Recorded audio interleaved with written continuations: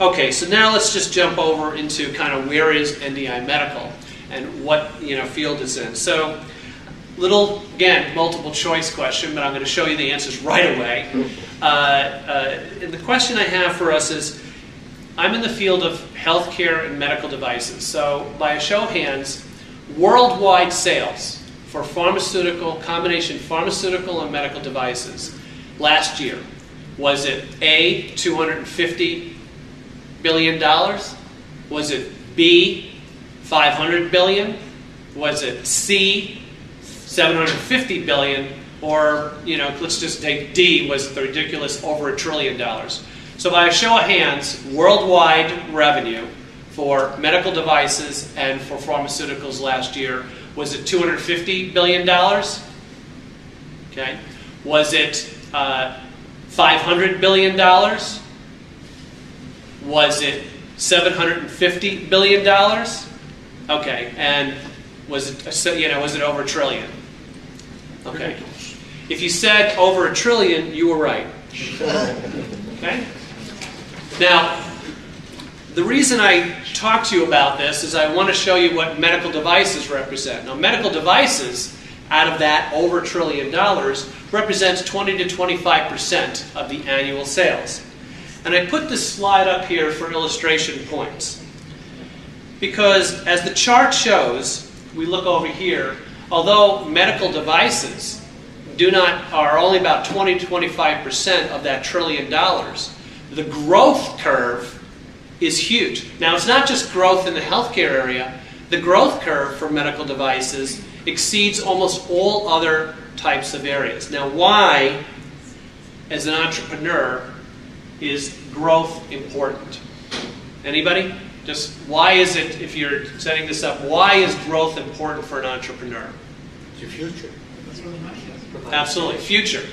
Your stock grow. Exactly. Exactly. The point is that if you are an entrepreneur, growth is fundamental to the value proposition for your investor.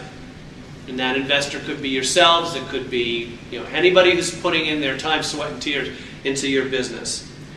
And the only significant return is how you grow that particular business. If you're not able to demonstrate significant growth, you will not be able to be successful in that venture. So you have to be in this position where there's a possibility of growth. So it attracted me. Knowing medical devices attracted me. The other aspect of this chart tells us that medical devices is a validated market. In other words, it's huge. If you can get your product into that, they're awaiting customers. Hero talked about that. It's medical devices. If you can get that and figure it out, that's wonderful. You don't have to break the mold in terms of trying to figure out new customers. And what else?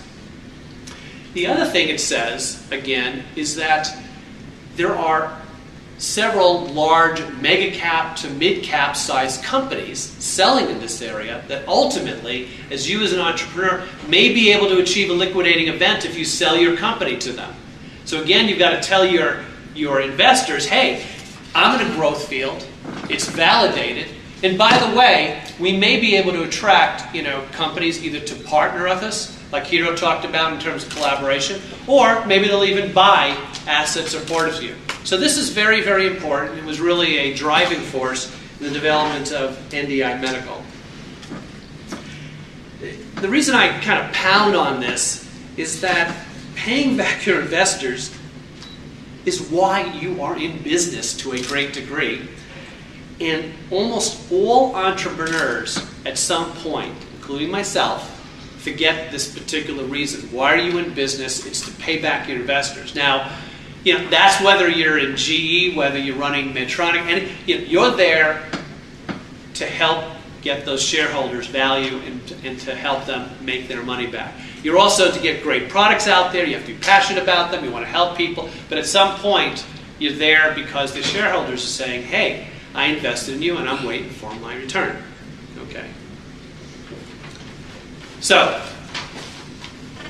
these two younger fellers back, about 8 years ago, to my left, over to the far side there, is Dr. Warren Grill, my co-founder of NDI Medical, and myself. And I approached Warren, who was in his mid-30s at this particular point, and say, I'd like to kind of form a company around neurostim. I've been in the field for many times. Neurostim is an extraordinary opportunity. You can take this activation of the neural tissue and you could solve urology problems, you can solve orthopedic problems, you can do this naturally, you can address pain, you can address tremor, this huge amount of things you can do with neurostimulation. And Warren is a rock star. He's a rising star, he's doing great stuff, and he's working in preclinical research, which is the nice way of saying he's doing animal work, not humans. Hasn't touched a human and doesn't expect to touch a human. And what I say to Warren, many of us, who even in the 70s would go to Tommy's, the restaurant Tommy's up the block here. We met at Tommy's, and I say, hey Warren, you're a smart guy, and I'm a business guy. Do you want to form a company? He goes, no, absolutely not. I do not want to form a company. Last thing in the world I want to do that. I am an academician. I want to research and I do publications. Okay, fine. I say to him, do you want to ever get something out of your lab? Or do you just want to do publications? Do you want to transition and take that stuff and actually impact people? And knowing Warren, that was kind of pissed him off. He said, yeah, okay, I do want to get something out of the lab. So we kind of worked together, and ultimately I asked Warren, well, what do you think you can do that's valuable? And he says, Jeff, in my lab, I can stop cats from peeing. I mean, if that has value in the human world, maybe we can do something together. And so I said, geez, there's this, not like we all talk about it, but leaking is not it's a big problem, and it's a huge marketplace. You go to any pharmacy and drugstore, you see these adult pads. Say, gosh, there's something there. We hadn't done any patents. He had ideas. He had research. So that's the formation of this. By the way, I take the $100,000. I put it into the company. Warren and I formed this company. We get a few others. He puts in a few $1,000s. We get a few others. They match it. So now we got a couple $100,000. Jeff's not working. Life's just fantastic, and we're moving ahead. And from that, NDI Medical has become a powerhouse incubator for neurostimulation therapies. Since the original formation back in 2002, we've launched 5 companies. One is an evergreen incubator company coming up with new therapies all the time. Others are independent operating companies that we spun out that launch and sell products. We've now recently launched a new venture fund that actually is a banking facility that helps support and invest in these particular new companies.